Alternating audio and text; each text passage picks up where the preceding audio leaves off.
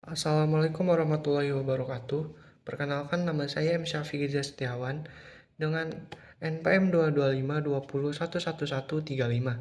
Di sini saya akan menjelaskan untuk tugas 5 pertanyaan yang untuk dibuat video berdasarkan putusan pilot yang saya ambil.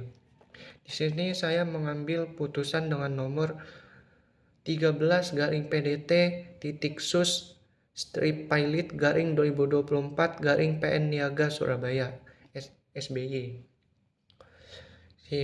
Untuk pertanyaan pertama, itu siapa pemohon dan termohon dalam putusan pilot itu.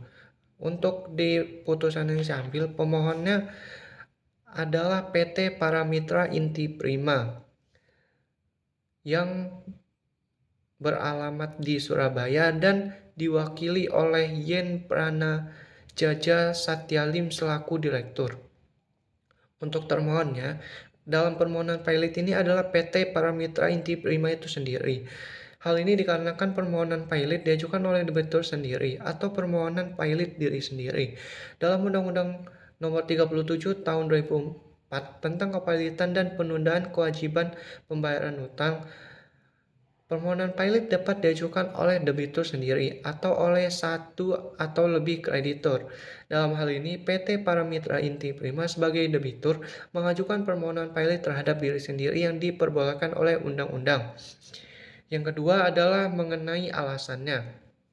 Untuk alasannya yaitu PT Paramitra Inti Prima ini mengajukan permohonan pilot karena mereka memperkirakan bahwa mereka tidak dapat membayar utangnya yang telah jatuh tempo dan dapat ditagih kepada para kreditur, di mana mereka ini sudah memiliki 2 kreditur. Nah, untuk dasarnya itu adalah Undang-Undang Ketenagakerjaan Pasal 2 Ayat 1 yang menyatakan bahwa debitur yang mempunyai 2 atau lebih kreditur dan tidak membayar lunas sedikitnya 1 utang yang telah jatuh waktu dan dapat ditagih dinyatakan pilot dengan putusan pengadilan, baik atas permohonannya sendiri maupun atas permohonan 1 atau lebih kreditornya. Lalu untuk pertanyaan yang ketiga, apa alasan Majelis Hakim Pengadilan Niaga mengabulkan atau menolak permohonan tersebut?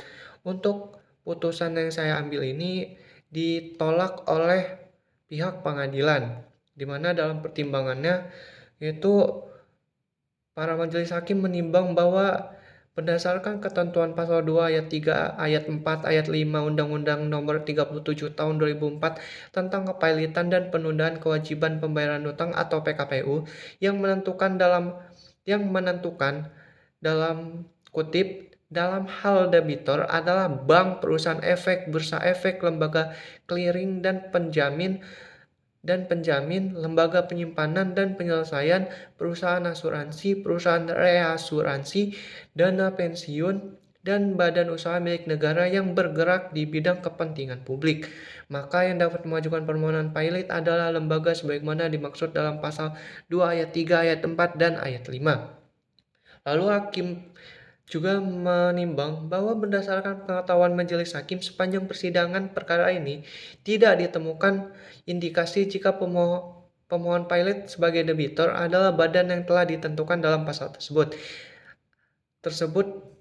yang tadi sudah saya jelaskan, atau bukan juga merupakan badan usaha milik negara, melainkan perseroan terbatas yang tidak tunduk pada pasal tersebut dalam pengajuan permohonannya.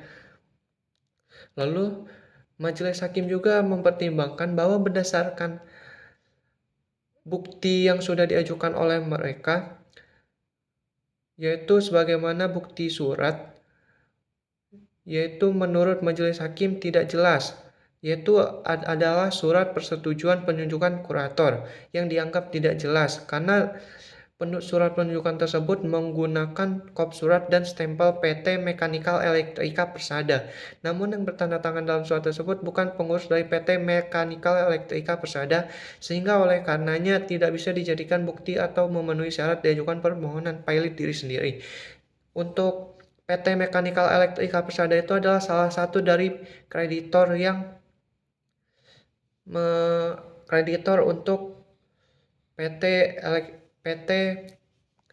untuk PT Paramitra Inti Prima itu. Lalu majelis hakim juga menimbang bahwa Dalam ketentuan pasal 98 ayat 1 Undang-Undang Republik Indonesia Nomor 40 Tahun 2007 tentang perseroan terbatas, disebutkan direksi mewakili perseroan baik di dalam maupun di luar pengadilan. Sehingga dalam ketentuan ini telah jelas bahwa yang berhak mewakili perseroan baik di dalam maupun di luar pengadilan adalah direksi.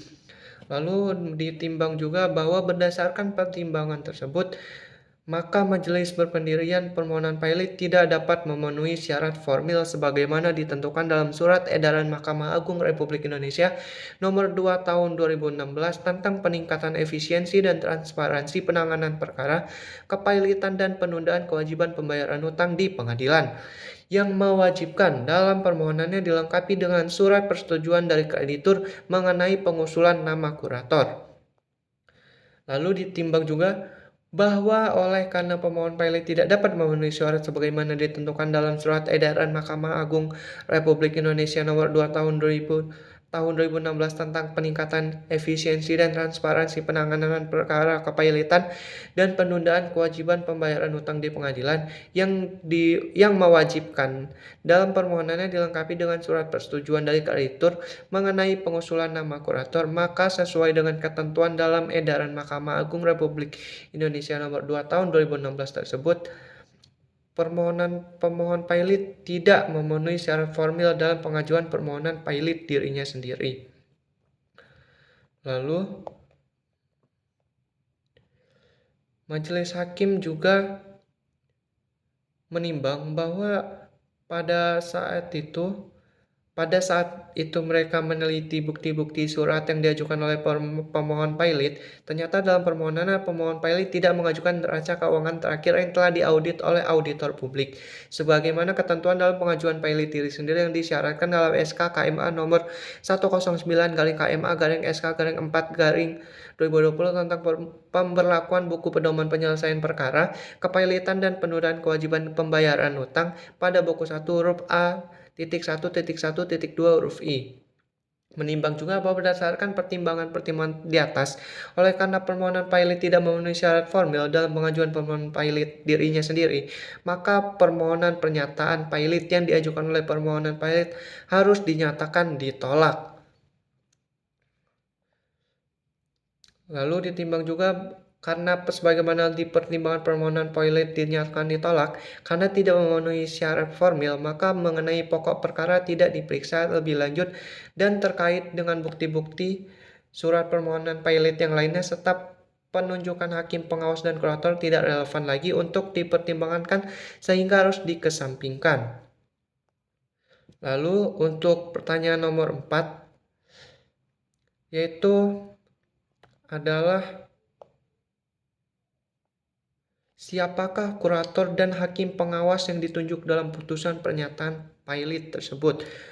Sebelumnya untuk pihak debitur sudah mengajukan satu nama untuk dijadikan kurator. Namun dalam pertimbangan hakim karena putusannya ini ditolak, yaitu karena permohonan pilot menimbang bahwa karena permohonan pilot yang diajukan oleh pemohon pilot ditolak, maka kepada pemohon pilot harus dibebankan biaya perkara dan juga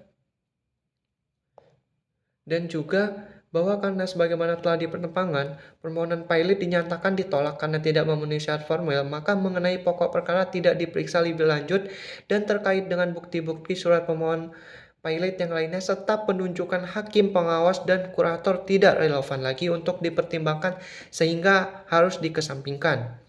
Lalu untuk pertanyaan yang kelima, apa akibat putusan pernyataan pilot? Karena di dalam putusan saya ini permohonan pilotnya ditolak, jadi untuk putusannya itu pihak hakim itu yang pertama menolak permohonan pernyataan pilot yang diajukan oleh pemohon pilot tersebut, lalu membebankan kepada pemohon pilot untuk membayar biaya perkara sejumlah Rp2.261.000. Mungkin itu saja yang dapat saya jelaskan. Saya akhiri. Wassalamualaikum warahmatullahi wabarakatuh.